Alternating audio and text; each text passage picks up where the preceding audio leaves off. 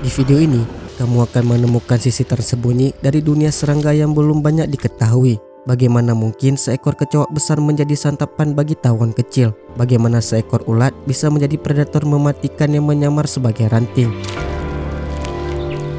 Dan tahukah kamu bahwa ada serangga yang mengubah mangsanya menjadi zombie hidup-hidup? Kita akan membongkar strategi berburu paling cerdas dan unik di kerajaan serangga. Mulai dari penyergapan di balik pasir, teknik kamuflase ekstrim, hingga parasitisme yang menyeramkan. Setiap spesies yang akan kamu lihat di video ini telah berevolusi untuk menjadi pemburu luar biasa di kelasnya. Tonton video ini sampai habis, karena mungkin yang akan kamu lihat bisa bikin merinding. Tapi sebelum kita mulai, jangan lupa untuk subscribe dan tekan lonceng notifikasinya agar kamu tidak ketinggalan video unik dan menarik lainnya.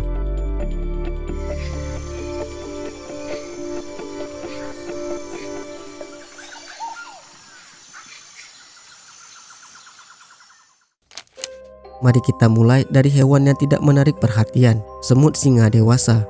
Sekilas ia terlihat seperti capung malas yang terbang perlahan ke sana kemari. Tapi bentuk larvanya adalah cerita yang sangat berbeda. Tanpa terlihat, larva ini menggali jebakan untuk menjerat korbannya. Pertama, larva semut singa menggambar lingkaran di permukaan tanah. Lalu ia mulai menggali lebih dalam sambil berputar menuju pusat lingkaran.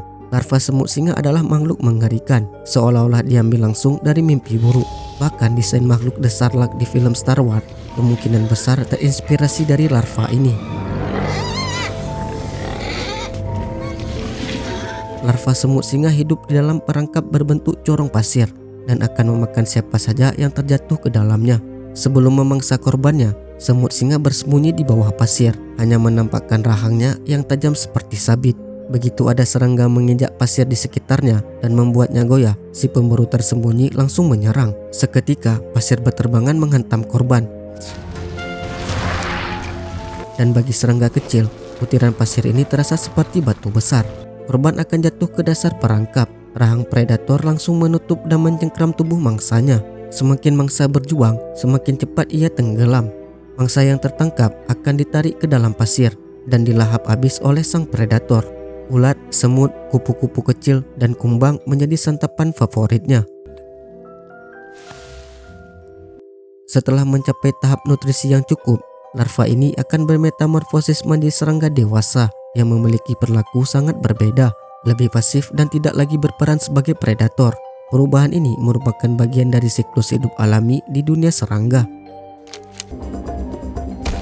Kita lanjut ke ulat predator. Sebagian besar ulat memang pemakan daun alias herbivora, tapi di Hawaii ada ulat dari genus Epidacea yang justru memangsa serangga lain. Ini kemungkinan karena tidak adanya predator serangga lain di Hawaii pada awalnya, sehingga ulat ini mengisi celah ekologi tersebut. Di Pulau Hawaii, 18 dari 20 spesies ulat asli telah berevolusi menjadi predator karnivora. Mereka sangat ahli dalam berkamuflase dan memiliki cakar tajam menyerupai capit. Larva ini memotong bagian daun untuk membuat saluran kecil, lalu bersembunyi dan menunggu mangsa. Ada juga spesies lain yang menyamar menyerupai ranting atau daun, membuat lalat buah yang lewat tak menyadari bahaya yang mengintai, hingga akhirnya menjadi santapan. Untuk bisa berburu, ulat ini harus pintar. Kaki belakangnya berubah bentuk sehingga bisa mencengkram daun, ranting, dan permukaan lain. Kaki depannya berubah menjadi semacam capit untuk menangkap mangsanya. Ia menunggu diam, menyamar seperti ranting kecil, lalu menyergap serangga yang lewat dan langsung melahapnya. Kamuflase mereka sangat luar biasa. Tapi tunggu dulu, bagaimana jika kita berbicara tentang zombie sungguhan? Ini bukan lelucon. Di alam, hal itu benar-benar terjadi dan pelakunya adalah tawon permata. Tawon ini kecil, indah, tapi mematikan. Ia seolah cocok menjadi tokoh utama film horor jika ukurannya lebih besar. Tawon ini berburu kecoak yang ukurannya jauh lebih besar dari dirinya. Tentu saja, melawan secara langsung bukanlah pilihan. Jadi, tawon ini menggunakan strategi. Ia menyengat kecoak 2 kali di bagian otak, membuatnya lumpuh sebagian tapi tetap bisa bergerak di bawah kendali si tawon. Racun dari tawon ini hanya menonaktifkan refleks melarikan diri dari kecoak. Jika kamu menyalakan lampu di dekatnya, kecoak itu tidak akan lari seperti biasanya. Setelah menunggu cukup lama, ia kembali mendekati mangsanya. Dengan getaran otot sayapnya, ia memutuskan antena kecoak.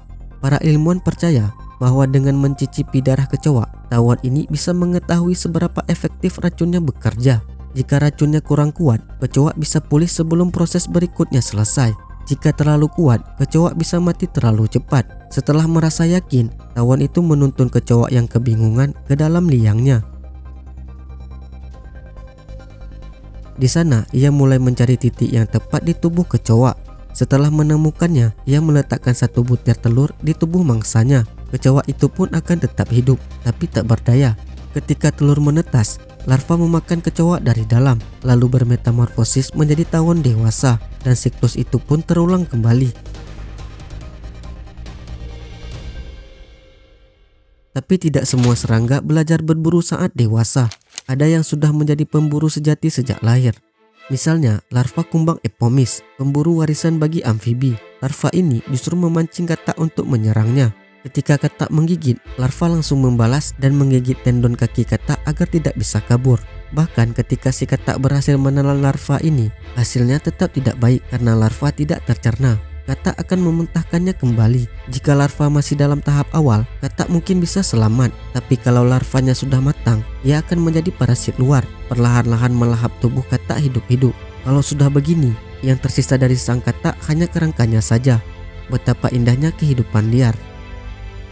Selanjutnya, mari kita berkenalan dengan pemburu mengerikan lainnya, larva kunang-kunang predator dari hutan hujan tropis di Peru, atau lebih tepatnya, larva bercahaya yang siap memangsa apapun yang bisa mereka tarik dengan cahayanya. Mereka mengubur diri di dalam lumpur, hanya menampakkan kepala dan rahang raksasa mereka. Begitu mangsa mendekat, larva ini meluncur keluar dan langsung menerkamnya. Para ilmuwan menemukan bahwa larva ini dapat mengontrol cahaya yang mereka pancarkan, termasuk seberapa terang cahayanya. Mereka bisa menyala terang saat berburu, tapi langsung mematikan cahaya jika ada predator atau manusia lewat.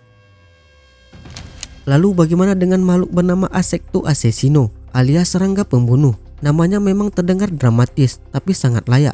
Serangga-serangga kecil ini tersebar hampir di seluruh dunia. Dan kalau saja serangga ini bisa merasa takut, mereka pasti akan lari hanya mendengar namanya.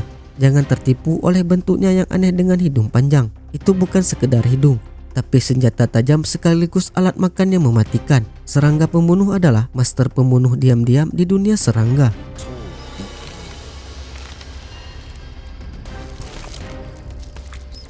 Mereka bersembunyi dan menyergap mangsa yang lengah, lalu menyuntikkan cairan pencernaan langsung ke dalam tubuh korban. Dalam waktu singkat, organ dalam korban berubah menjadi bubur cair. Sang pembunuh pun dengan santai menyedot isi tubuh mangsanya, tak peduli apakah korban masih hidup atau sudah mati. Semuanya terjadi dengan cepat, kejam, dan efisien. Beberapa jenis serangga pembunuh bahkan tidak hanya memangsa serangga lain, ada yang meminum darah kelelawar dan bahkan darah manusia. Untungnya mereka cukup kecil dan tidak bisa mengisap darah manusia sampai tetes terakhir. Dan syukurlah mereka tidak berburu dalam kelompok. Tentunya daftar pemburu paling hebat tak akan lengkap tanpa menyebut laba-laba. Tapi kita tidak akan membahas kemampuan membuat jaring. Itu sudah biasa. Beberapa spesies laba-laba bahkan tidak menunggu mangsa terjebak di jaring. Mereka memilih cara yang lebih ekstrim, menyergap. Beberapa laba-laba hidup di dalam tabung atau menggali liang dalam yang ditutupi semacam pintu jebakan dari tanah, tumbuhan, dan jaring. Penutup ini menyatu sempurna dengan lingkungan sekitar dan biasanya tetap tertutup atau sedikit terbuka. Begitu ada serangga mendekat, pintu terbuka cepat dan laba-laba melompat keluar dengan kecepatan tinggi, menangkap mangsanya dan menyeretnya kembali ke dalam liang. Semuanya dalam hitungan sepersekian detik. Yang lebih mengejutkan, laba-laba betina bisa hidup hingga 20 tahun di dalam liang ini, sementara penyantan harus keluar untuk mencari pasangan, yang tentunya tidak membuat mereka panjang umur. Dan keluar dari liang itu sendiri sudah cukup berisiko untuk memperpendek hidup mereka.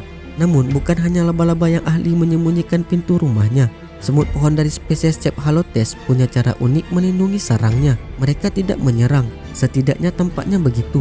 Tapi mereka punya prajurit khusus dengan kepala pipih yang bisa digunakan untuk menutup pintu sarang, seperti sumbat botol.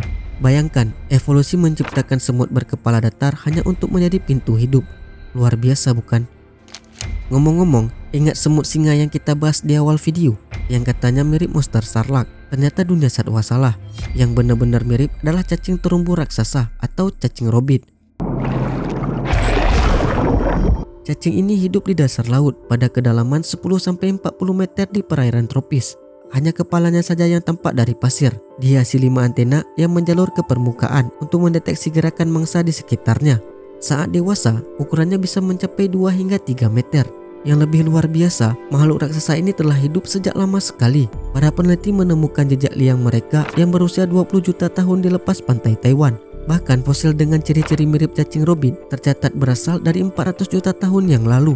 Begitu ada ikan yang terlalu dekat, si cacing langsung menerkam dengan kecepatan dan kekuatan luar biasa, bahkan bisa membelah ikan menjadi 2. Lalu menarik mangsanya masuk ke dalam liang dan tak pernah terlihat lagi. Bisa dibilang lebih baik langsung mati seketika daripada selamat dari serangga ini, sebab nasib yang menanti di dalam liang cacing ini masih menjadi misteri bagi para ilmuwan. Para peneliti mencatat bahwa kecepatan serangan mereka bisa mencapai lebih dari 6 meter per detik, kecepatan luar biasa bagi makhluk laut bawah pasir. Tak heran jika cacing bobit menjadi inspirasi bagi berbagai monster fiksi ilmiah. Mereka benar-benar makhluk laut yang mengerikan. Diduga cacing ini menyuntikkan racun yang melumpuhkan sebelum menelan korbannya hidup-hidup. Ngeri memang. Tapi satu hal yang lebih menarik, tubuh cacing ini berwarna-warni. Setidaknya korban bisa berkata bahwa mereka telah dimakan oleh makhluk yang berkelas. Namun dari semua predator yang kita bahas, ada satu yang benar-benar membuat dunia satwa merasa tidak nyaman, yaitu kepi air raksasa. Serangga ini ditemukan hampir di seluruh dunia dengan sekitar 150 jenis. Yang terbesar hidup di Amerika Selatan dan bisa tumbuh hingga 10-15 cm. Tapi ukuran mereka bukanlah hal yang paling menyeramkan. Kepi ini adalah predator licik dan sangat efektif. Mereka bersembunyi dan menyergap, lalu menggunakan kaki depannya yang kuat dan melengkung, lengkap dengan kait tajam untuk mencengkram mangsa besar. Meskipun hampir selalu ditemukan di dasar kolam, sungai atau danau, kepi air raksasa tidak bisa bernapas di bawah air. Mereka tidak punya paru-paru, melainkan menggunakan tabung pernapasan khusus yang memanjang dari bagian belakang tubuh mereka.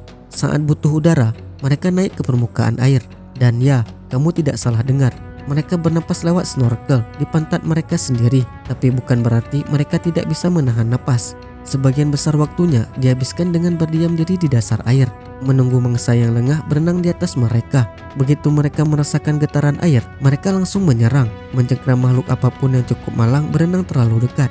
Mangsa mereka biasanya terdiri dari ikan kecil, siput, amfibi, dan udang-udangan. Tapi tak jarang juga mereka terlihat bertarung melawan ular dalam duel mematikan di bawah air. Setelah mencengkramnya, mereka menusukkan proboscis tajam dan menyuntikkan air liur yang mengandung enzim pencernaan dan racun, yang tidak hanya membuat korban lumpuh total, tapi juga mulai melarutkan organ dalam mangsa agar siap dicerna dan menghisapnya dengan penuh semangat. Lalu pertanyaan yang mungkin muncul di kepalamu sekarang, apakah mereka menggigit manusia? Kalau kamu belum menebaknya dari nama Tubiter, jawabannya adalah iya, mereka menggigit. Dan bukan di bagian lunak jari kaki. Mereka justru mengincar bagian selaput di antara jari dan mencapitnya kuat-kuat. Rasanya seperti luka sayatan tipis di bawah air yang sakitnya luar biasa. Sebagian besar orang hanya merasakan sengatan ringan dan sensasi terbakar. Tapi beberapa spesies dilaporkan bisa menyebabkan anestesi lokal yang kuat dan nyeri menusuk yang tajam di sekitar area gigitan. Tahukah kamu, semua ini mungkin membuat mereka terdengar seperti monster kecil yang menakutkan. Tapi meski mereka bukan sahabat kata atau ular air, jangan khawatir. Kalau kamu memegangnya dengan hati-hati, mereka jarang menyerang. Dari predator pasir hingga serangga peminum darah, dunia kecil ini menyimpan strategi berburu yang tak kalah kejam dari dunia hewan besar. Satu hal yang pasti, alam selalu punya cara mengejutkan untuk bertahan hidup. Coba tulis pendapatmu di kolom komentar. Serangga mana yang menurutmu paling mengerikan? Sekian video kali ini, terima kasih.